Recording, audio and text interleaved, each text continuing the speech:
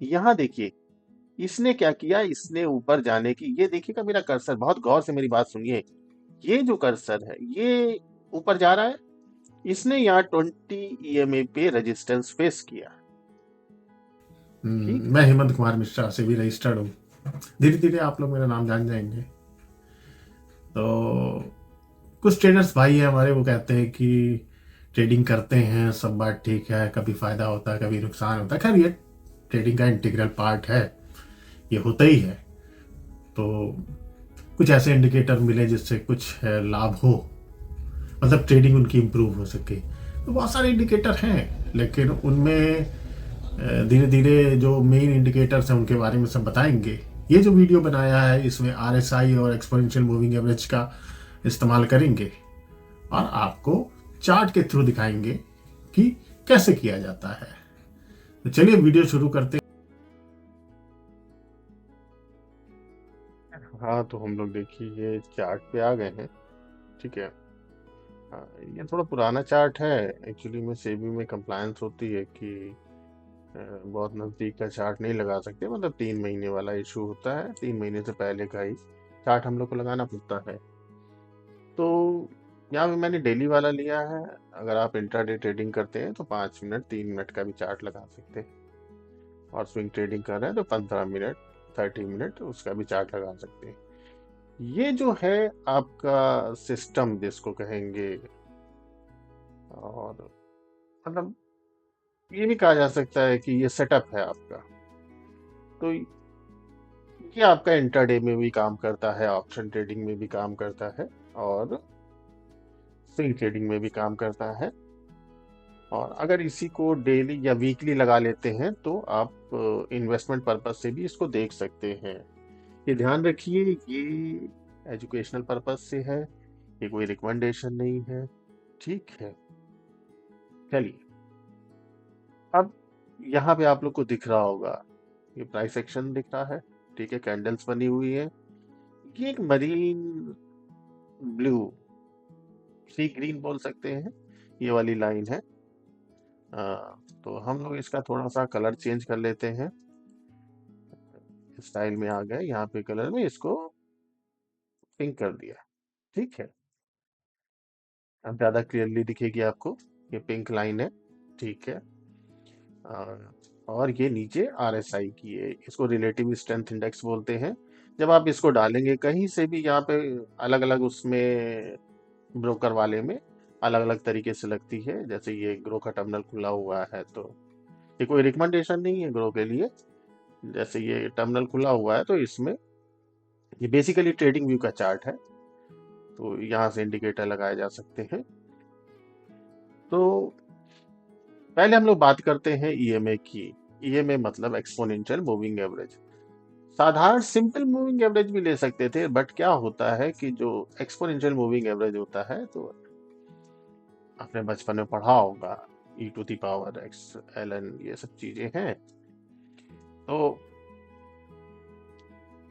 इसमें क्या होता है, जो रिसेंट की वैल्यूज होती है उनमें स्पाइक बड़ी तेजी से आता है। ये चार्ट कुछ इस तरीके से बन जाता है, मतलब ऐसे करके, इस तरीके से, ऐसे समझ रहे हैं? ऐसे करके बन जाता है।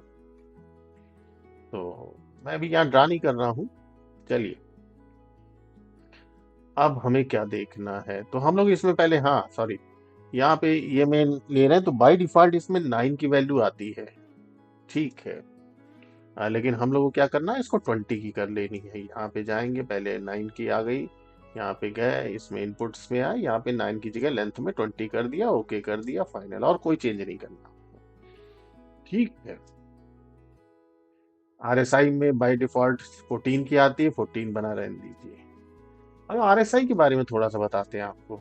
RSI में क्या होता है कि कई लोग 60-40 लेते हैं, कई लोग 70-30 लेते हैं। मैं 70-30 के ज्यादा फेवर में रहता हूँ। तो अगर हम इसको 70-30 लेते हैं तो यहाँ पे देखिए इसकी वैल्यू जा रही है 67। ठीक है, यहाँ जा रही है कितनी, आप राइट साइड में देखेंगे तो आपको दिखेगा, ये देखिए इधर की तरफ आती वैल्यू, यहाँ कितनी, ये जा रही है। ठीक है, मतलब यहाँ पे थोड़ा सा ओवरसोल्ड कैटेगरी में ये आ रहा है। ओवरबॉट, सॉरी, ओवरबॉट कैटेगरी में आ रहा है। तो जब भी ओवरबॉट कैटेगरी में होता है या ओवरसोल्ड कैटेगरी में होता है तो रिवर्सल के चांसेस बढ़ जाते हैं। तो हम लोग को इन दोनों को जोड़ के देखना है कि इन दोनों को अगर जोड़ते हैं तो किस तरीके से एक ट्रेड अच्छे से किया जा सकता है। तो ठीक है, इस तरीके से कर बनना शुरू। पहली बात ध्यान रखनी है, हम जब बाई मोड में रहेंगे, जब भी बाई करेंगे कोई भी चीज, जैसे ऑप्शन ट्रेड कर रहे हैं तो कॉल लेंगे, अगर कॉल बाई करते हैं, इंट्राडे करते हैं तो शेयर बाई करते हैं, स्विंग ट्रेडिंग में बाई, मतलब इस तरीके से जब करते हैं। स्विंग ट्रेडिंग में ऑफ कोर्स बाई होता है, तो कोई फ्यूचर लेते हैं तो उसमें भी फ्यूचर बाई करते हैं। तो हमको बाई मोड में तब रहना है जब ये पिंक कलर की ईएमए की लाइन है इसके ऊपर प्राइस एक्शन हो, ये कैंडल्स आपको ऊपर दिखे। तो क्या हर बार ऊपर जाते ही ले लेना? नहीं, इसको कौन बताएगा? इसको ये आरएसआई बताएगा कि आपको कब यहाँ पे बाई में एंट्री कर लेनी है और कब नहीं करनी है। जैसे यहाँ देख रहे हैं आप, 60 से ऊपर है ये लाइन, देखिए ये 60 से ऊपर, मेरा कर्सर जहाँ पे है ये 60 से ऊपर है, ठीक है। और यहाँ पे ये मतलब ये स्ट्रेंथ दिखाता है, देखिए 60 के ऊपर है तो स्ट्रेंथ दिखाता बाई की। 70 या 70 से ऊपर जाने लगता है तो ओवरबॉट होने लगता है। ये स्ट्रेंथ दिखा रहा है, स्ट्रेंथ है इसमें, तो हमने यहाँ पे इसमें एंट्री कर ली। चलने दीजिए, चलने दीजिए। यहाँ पे देखिए, यहाँ के बाद एक डिप आना शुरू हुआ। ये डिप आ रहा है, कब तक वेट करना है हमको? 60 तक वेट करना है। हमने 60 तक वेट किया और बाहर हो जाएंगे मतलब, ठीक। फिर कुछ मत करिए, एक ही आपको मिल गया, ठीक है। अब मान लीजिए आपने यहाँ पे दोबारा से एंट्री करी, यहाँ पे दोबारा से एंट्री करते हैं तो ये एकदम से 70 के आसपास पहुंच रहा है। आप चाहे तो बाहर निकल जाए, ठीक है। सबसे बढ़िया तरीका क्या होता है? जब ये अपवर्ड में रहता है, ठीक है, इस तरीके से अपवर्ड एक एंगल बना के करता है। यहाँ ये क्या हो रहा है, आप देख रहे हैं, ये कर्व नहीं है, ये बहुत स्टीप है, ठीक है। स्टीप मतलब एकदम से कोई घटना हुई होगी तो इस तरीके की चीजें हो जाती हैं। अब देखिए यहाँ पे क्या हो रहा है, ये नीचे है, तो ये सब आपको कुछ नहीं करना है। हर समय नहीं ट्रेड लेना है, ये ध्यान रखिए, हर समय ट्रेडिंग नहीं की जाती है। कब की जाती है, देखते रहिए। अब देखिए यहाँ पे पहुंचते हैं हम, यहाँ से क्या है, फिर से इसने एक स्लोप देखिए ऊपर की तरफ जा रहा है ना, यहाँ स्लोप हो रहा है, ये ऊपर की तरफ जा रहा है, हमको फिर यहाँ एंट्री कर लेनी है। अब यहाँ पे कहाँ है निफ्टी? 25,079 पे है। यहाँ कहाँ पहुंच गया? 25,600 पे। कितनी चाल मिल गई आपको? 500 पॉइंट्स की मिल गई। यहाँ पहुंचा, जैसे ही ओवरसोल्ड पहुंच रहा है आपको आउट कर देना है, ठीक। ये तो होगा बाई का सिनेरियो। अब सेल के सिनेरियो में आते हैं हम लोग, ठीक है। सेल हमको कब करना है? जब प्राइस एक्शन आपका हो इस एक्सपोनेंशियल मूविंग एवरेज की लाइन के नीचे, ठीक। जब स्लोप बना के गिरे, कहाँ गिर रहा है? एक तो यहां से गिरना शुरू हुआ, ठीक है। आप चाहें तो यहाँ पे एंट्री कर सकते हैं, लेकिन इसमें देख रहे हैं यहाँ से सीधे ये एक ऊपर एक बम्प आ गया है, यहाँ नहीं करनी, ये नहीं सही रहे। आरएसआई कहाँ है? आरएसआई इसका ये है 51 पे, तो स्ट्रेंथ है नहीं। जब स्ट्रेंथ नहीं है तो ये इसको ब्रेक कैसे कर पाएगा? बड़ा मुश्किल है ब्रेक करना।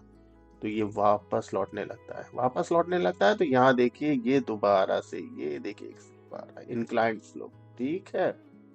बस आपको राइट कर देना है, जब तक नीचे रह रहा है आप राइट करते रहिए, करते रहिए। दोबारा से देखिए यहाँ से फिर से चढ़ना शुरू हो गया, आप तुरंत आउट हो जाइए। समझ में आई मेरी बात? तुरंत आउट हो जाना है। तो इस तरह आप किसी भी टाइम फ्रेम में जाए, पीछे चले जाए, पीछे चले जाए, ठीक है। काफी पीछे हो गया, यहाँ देख लीजिए, ये यहाँ पे चढ़ रहा है, बस हमको एंट्री कर लेनी, ऊपर करनी है, ठीक। अब यहाँ क्या हो गया, यहाँ पे ओवरबॉट हो गया, 73 दिखा, आउट हो जाइए, ठीक है।